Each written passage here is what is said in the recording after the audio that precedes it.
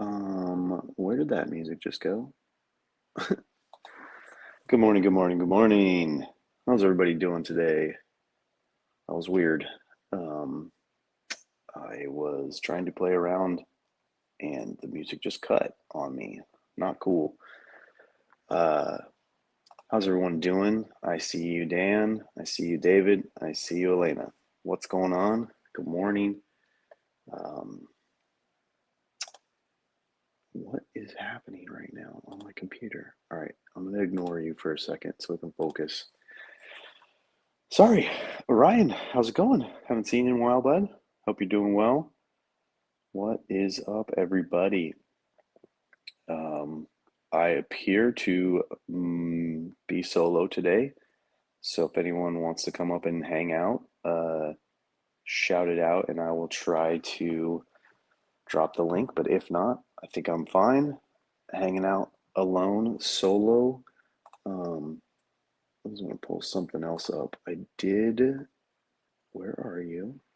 Mm-mm-mm. We I'll drop the daily data into ChatGPT and see what comes out of it. It's an idea I got from Ryan. And so if you're in that parent chat, that's where the daily questions come from.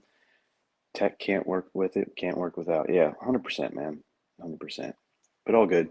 I had StreamYard open on my computer, which I know is what Ryan and Jason do.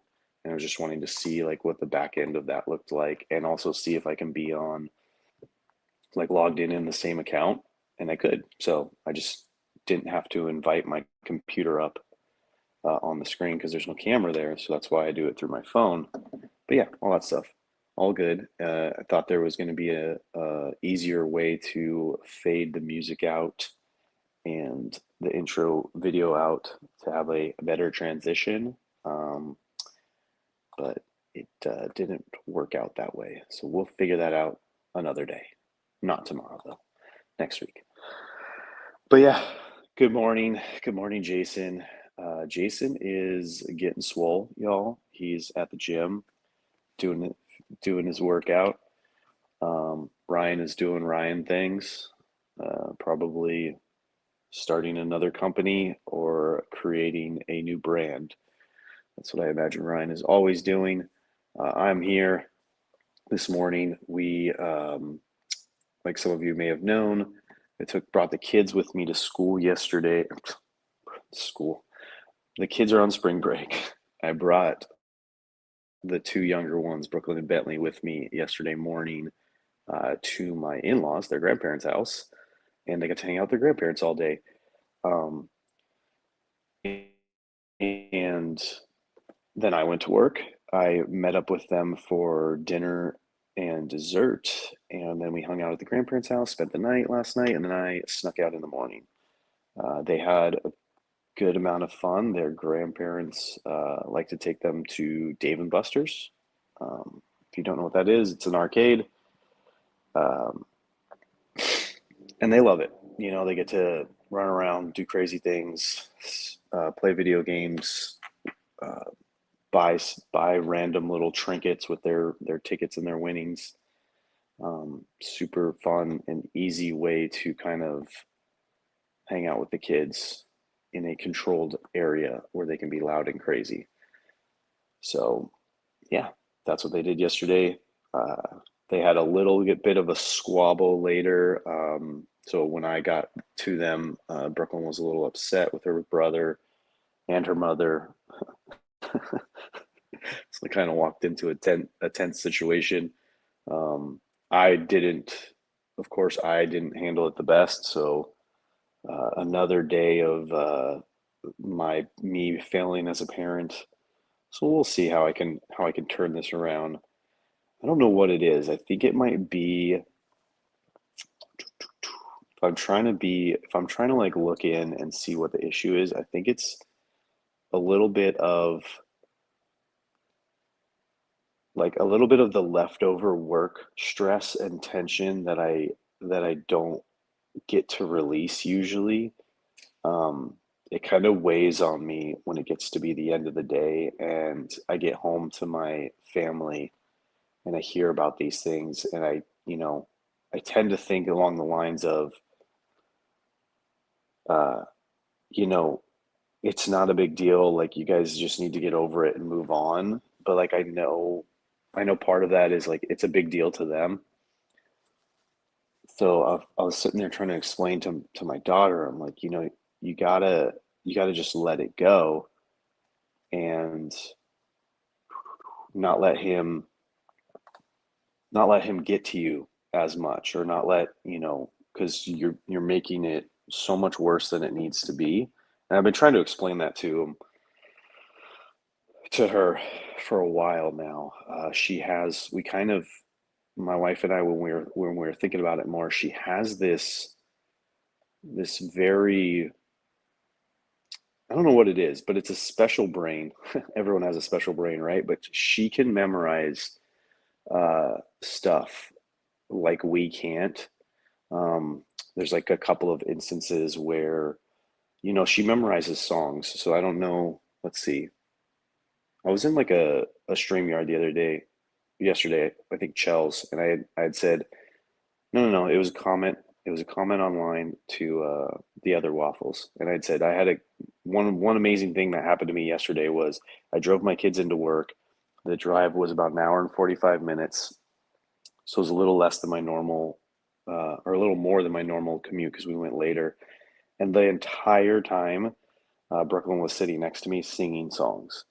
And so I know she's not singing them from like straight memory. She had an earbud in so she could hear the music and the tune, and she was singing the whole entire time. But all I could hear was her singing. Um, and it was really great. I really love it. I love it when she sings. I love it when she like doesn't care that I'm listening or anyone's listening. She definitely won't let me video it, so I have to be sneaky to do that. But where's it going with that? Oh, her memory. So there's that. One time she had a presentation on Thomas Jefferson, and she wrote a lot of uh, information, and then she just memorized it all. And then the real reason that my wife and I think about her brain this way is like she remembers everything, like every way that anyone's ever talked to her or slighted her, or like it's all negative, and that's the bummer. And that's the thing that we're seeing as like an issue right now is that like she she takes in all this information, mostly bad, and keeps it. And like I told her the other day, like you all these little hits, you remember everything that your brother did, and it's like a, I don't know what analogy I used, but it's like a brick, right? You remember every brick he threw at you, and you got this whole like pile of bricks behind you in the Bentley column. And every time he adds another one, like you've never let any of those other bricks go. So it's like they all come and hit you at once when he just does something so small. And it's not fair. Like it's not fair to you, it's not fair to him. Um, but it's mostly not fair to you because you're the one struggling. Like you're the one upset, you're the one hurt right now, you're the one, sulking, having a bad day. Like, dad came home, you're not happy because you're just not happy. I'm like, but he's over there playing with his grandparents. He's having a good time. Like he doesn't think twice about it. But anyways, let me read the chat real quick because that was a big rant. Fialo said, I'm like that too, man. Thinking about getting a punching bag. Thoughts? Yeah, so that was one of the reasons why I got a punching bag. Like, I got a punching bag for my own release and for Brooklyn's release. And I told her that straight away. I was like, look, this is for your release. Like, I need you out here whenever you want to be, whenever you need to get away from your brother. Like, you close that door and you put the earbuds in and you just punch. You get it out. I would say yell and scream, but it's the garage, so I don't really want everyone to be worried and concerned about what's going on in here. But I like the idea. I don't know how realistic it is still for me, um, coming off of work. Sometimes I'm met in the garage by my kids, so I don't know that I'll have that time, that separation point. But one of the things I used to do, and I haven't done in a while, was just pull over at the school that's down the street from our house, or a couple blocks from our house, because the parking lot's usually empty there by the time I get home, and just like take a minute, 10 minutes, 15 minutes, do a quick meditation, whatever, those kind of things, and just to try to find a way to get something out. Um, but yeah, that's kind of my thing. So is the Brooklyn brother conversation allowing to think bigger? Um, yeah, I that's what I'm trying to I like this Brooklyn I like this Brooklyn story. I work on signals. You remember everything, but you need to allow all the thoughts to parlay to the proper place. Yeah, yeah, that's it. Like we just need to figure it out. And so I think I saw on the calendar Monday, we haven't uh I don't know what it's called, but it's like the initial step for getting her into like see a therapist. Um, it's something that we've talked about for a while. It's something she actually asked for too. She was seeing someone at her school, but I don't remember what the problem was. She just didn't feel like she wanted to, like she didn't feel okay or like she wanted to talk. And I think maybe it was more of the school environment, like being at school and then like transitioning from like a classroom to that. So I think we're going to try something outside. Like, so we have an appointment, like a video call for the first initial stage with someone on Monday, I believe. Yeah. Yeah, like I said, I recommend the punching bag. I've always wanted one. I like it. It's a good time. It gets you a nice little um, heart rate increase.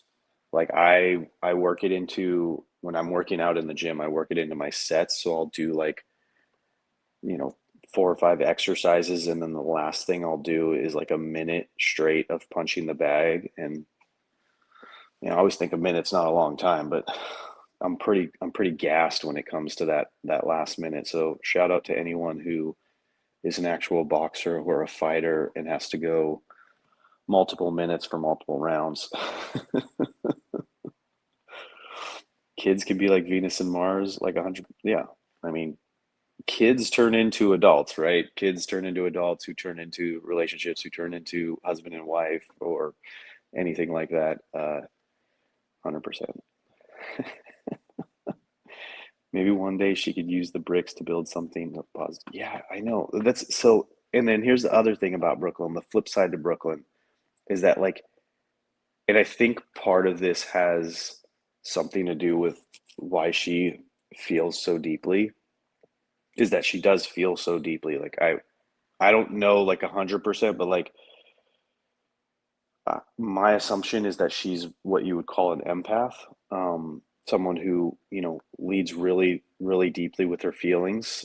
She feels everything, extreme, like the extreme levels of frustration and let's just call it hate, for lack of a better word, towards her brother. She feels like the opposite. Like she feels like great extreme love to like pets, animals, the elderly. Like at our last town, like the amount of elderly people that were on our street that she would just connect with and go up and give a hug, and like she'd be walking home from school and she'd be like, "Can I go say hi to Mr. Hank?" and like all this stuff. But then like her brother and her sister, like they poke her and she's just like the opposite. So yeah, she's definitely our I don't want to say our most difficult child, but she's just like David was saying, she's our Venus or Mars, whichever one's the harder one to deal with. I just don't think my wife and I are quite that way. I have a punching bag on order. Maybe join Dom in the virtual garage. Yeah, there you go. Yeah, let's get it. I don't think I could put one in my office. My the person who actually rents the office that I rent the office from, he's remodeled it and he's turned it into a showroom. So he's starting to have meetings here, whereas before it was kind of like a man cave. Um, like it was pretty messy in here, and he and I would just hang out and do our work and chat. And we probably could have got away with some different things here, but he's put a decent amount of money in turning it into a nice, beautiful place to have people. I can get that. Yeah, it's a gift and a curse, 100%.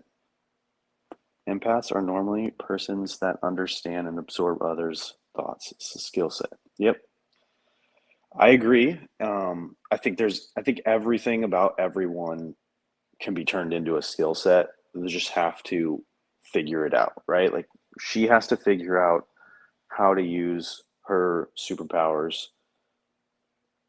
in the best way possible so that she can, live her best life in any way, shape, or form. Um, and all this stuff with her brother is just trial and error in a controlled, safe place, um, for her to understand what it's going to be like going out into the real world. Oh, and good morning, Mr. Green Beans over on X. How are you doing? Um, so I'm not concerned or worried about it. And I've told her this before, these kind of thoughts that like, you're going to grow up in a life and you're going to run into people like plenty of people that are like your brother and sister. And all this is teaching you how to deal with those kinds of people. Like, everyone's different. You're going to meet people that you've never met before. And so it's just practice. It's just learning who you are. It's learning what you're capable of. It's learning, your boundaries on what you'll allow and what you won't allow. Like right now, she's setting up boundaries with her. David. Right now, she's setting up boundaries. She's learning how to deal with that, and she's setting her boundaries along the household too. And my other daughter does it too. And me and my wife do it as well. So it's just her boundaries are a little different, and I think we're just like my wife and I. We were both talking the other day, and we're just trying to figure her out so that we can help her and give her whatever she needs. I mean, like any parent would do. All right, this has just gone into Dominic's therapy session and TED Talk. Let's talk about this reading a little bit since we've gone 19 minutes on Dominic. And anyone in the chat, if you want to jump in and throw anything out there, please do. I'm reading it. Thank you guys for hanging with me. You guys know that I appreciate the engagement back and forth. It is I've found it's definitely easier to engage back and forth with the chat when there's one person up here. When it's two, three, or four, uh, we tend to just talk to each other, and then you guys are in the background. I'm trying to focus and read the chat, but then I'm also trying to listen to whoever's talking to me, right? So I hope no one ever feels ignored in any way, shape, or form, and I'm sure you all understand how it works. But let's drop some gratitude in the chat, and then we'll jump into the reading. My gratitude was simple, of course. Like I'm grateful for the grandparents. They were happy, excited, eager to get the kids yesterday. It's a very easy process for me. I just bring them, drop them off, and I leave, go to work for as long as I need to. And then they treated us all to dinner. They invited over my brother-in-law, so my wife's brother, his wife, and their kids. So we all went out and had food, and then we walked around and tried to find a dessert place, and then walked home, hung out, played some games. They were teaching. They were teaching Bentley. Shoot, what's the game called? Three Kings or something like that, or Four Kings. Some game. Like I said, they love playing card games, so they were teaching him that, teaching him how to use the shuffle machine and how to deal, and then kind of how to play. So yeah, and Brooklyn loves playing card games with them. It's something that they do really well that like I need to learn from them is they're really good about bringing out the games and playing the games, and I'm not as good at that when I get home. But all the more reason to go hang out at grandparents' house. Thanks, Dan. I appreciate that. All right. So anyone else, drop your gratitude. I'll read it. I'll post it. I'll do other things. Um, and then let's get into this reading. So the reading, March 27th. If you don't know, I don't know why you don't know. You should know. We read The Daily Dad by Ryan Holiday. We're on March 27th. It's a page a day. It takes 1 or 2 minutes. Sometimes Jason does it while he's in the backstage. Um, but we're here, and the title is "It's Okay to Be Ambitious." So this passage was basically all about um, following your passion or ambition, and how that clashes or mixes with your job of being a parent, right? So it's, you know, me here building this company and building this career to whatever scale I want to, versus going home early today and taking my family on a vacation to go visit my grandmother, right? So it's a difference between that work-life balance and that constant tension of trying to do each thing well, but obviously not, um, what's the saying? Burn the candle from both ends, like not destroy yourself, doing too much of both things or too much of one thing and then the other thing fails. So it's something that we all, as parents and people, have to go through. If you don't have kids, uh, your relationship with your spouse or with your friends or with your family, uh, not getting enough time over your careers or ambitions or hobbies. So yeah, it's tough. I don't think there's a right way or a right, like there's not an easy hack. There's not. It just is what it is, and you have to figure it out. And like we talk about a lot here on the Daily Dads, is as the seasons change, like the seasons of your life, the seasons of your child's childhood, it gets more difficult. It gets easier, and you have to kind of constantly be adaptable to whatever the situation is. So those of you with young kids and babies, it's harder, 100%. Like if you have a toddler, if you have an infant, you know, they require so much of your attention. They are not independent, and you need to do so much for them. So sometimes your ambitions and the rest of your life take a back seat, or for a lot of people, sometimes your sleep takes a back seat and you require a ton more coffee. Um, that's where, I mean, that's where my wife and I were a couple of years ago. We're in the stage, thankfully, where our youngest is 6 years old, so he's a little bit more independent, and so I sleep like crazy. And I am able to kind of step away and grow this business, and she's able to get herself in line and work on her friendships, work on her gym goals and stuff like that. And it's been a good term for us right now. We'll see what the next season brings for us. But yeah, that's a little spiel. Let's see what David dropped some gratitude here. Gratitude on the empath theme. I'm happy that I can help someone through a difficult personal help at moment. Helping make cups and hearts full. I like empath theme. It helps you think bigger. Yeah. Yeah, I like it too. I kind of want to see what the therapist thinks, but I think I just wanted to uh, look into it a little bit more and kind of see, you know, like what that means for her and if that helps her at all. I think at one point I had put a book in my cart, my Amazon cart, to try to read up on it, but I've been so behind on reading. Uh, like I just haven't done it at all. I was having a conversation with my friend the other day saying saying that I just haven't read and I just need to get back at it. I mean, used to do it right after or right before this, and honestly, all the love and shout out to the Chrome Bridge, but like the Chrome Bridge has been like the biggest distraction. I'll turn this off and I'll turn that on, and then I can't do anything else. I'm a focused person. I need to be focused on one thing at a time.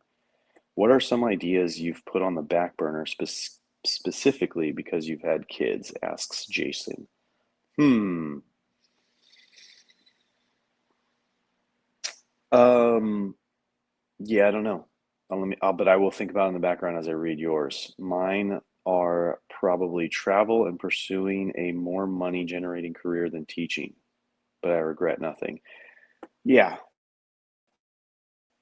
I mean I think that's always going to be the answer because you're gonna, your kids are there, and so like we've talked about on here, you only have them for so much time. So, the minute one of them's born, like you got those first 18 years and the time with them actually like diminishes as those years like go by, right? So you like I was saying in the infant stage and the toddler stage, like they're around you 100% of the time, like you need to do everything for them, with them, all that, all that jazz. As they get older and become more independent, like they gain freedom, you gain freedom, and that time's a little different. As they get into the teenage stage, I was saying the other day, I'm like, when my daughter gets home, she almost just turns into a piece of furniture. Like she goes to the closest thing and she sits there. And we get these sparks. Like the other day, what was I doing? I was sitting on the couch and she came down, and she's on spring break, so she's been sleeping a lot because she's just been so exhausted from school. And she came down and she just and I had just seen her like I don't know 20 minutes ago. I just came in and checked in her on her in her room, and she just came down and she just vomited on me. Not like literally, but like word vomited on me. Just was like, "Hey, Dad, this," and I'm just like sitting there going, "All right, dude, like." This is your moment. Like you're getting to talk to your teenager. Like enjoy this, soak this in. And like it was just great because she was talking about cheerleading and everything that was going to be happening next week and her life and stuff like that. And it was just a fun moment. But like you you get those whenever you get those, and you just have to take them. Uh, you just got to take them, and that's great. All right. I regret nothing. 100%, dude. 100%. Where did this go? I never regret anything because I own everything, good and bad, because it all has a purpose. Yeah. Love it, man. Look at you guys. Look at you guys. See, it's so great, these little gems. I never regret anything. I'm like reading two screens right now.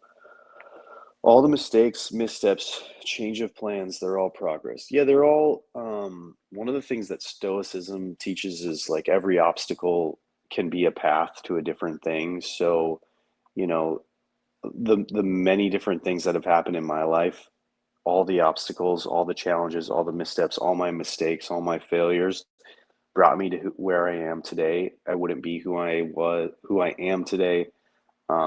It's all just a path to your growth.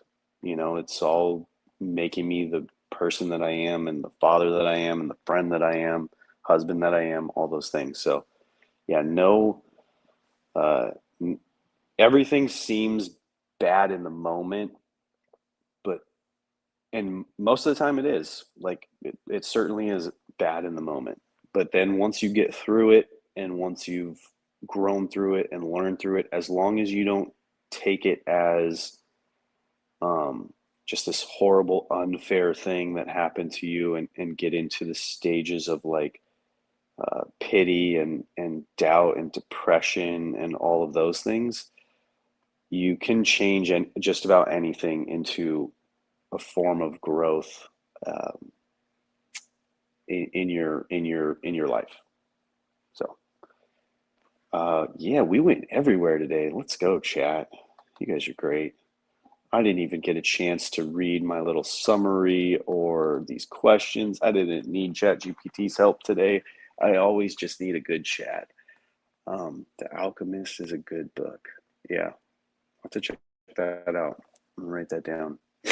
But yeah, thank you guys. Thank you, everybody. I hope everyone enjoyed the show today.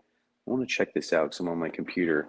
So live viewers, we got 12 from Food is Fuel, 19 over at Dominic's X page. Is that the Chrome Bridge? Is the Chrome Bridge there? Shout out Chrome Bridge.